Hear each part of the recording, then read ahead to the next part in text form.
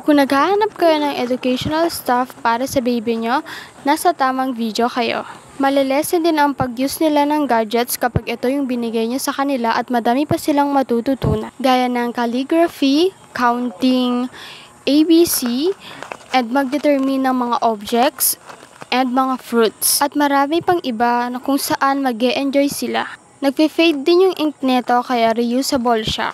Kapag nag-order kayo neto, meron na siyang kasamang ballpen at may mga free na ink. 4 na notebook nga pala ito. Meron na siyang kasamang addition and subtraction, English alphabet, fun drawing, at numbers. Para sa fun drawing, ito yung mga laman niya. Pwede nyo siyang drawingan ng mga egg, shapes, fruits, mga things, animals, and etc. Ang book nga pala ito is for 3 years old above lang siya pwede. Itong notebook naman is for numbers, 0 to 100 siya. Tuturuan ka niya kung paano magsulat ang numbers, paano magbilang. Ito naman is for the addition and subtraction.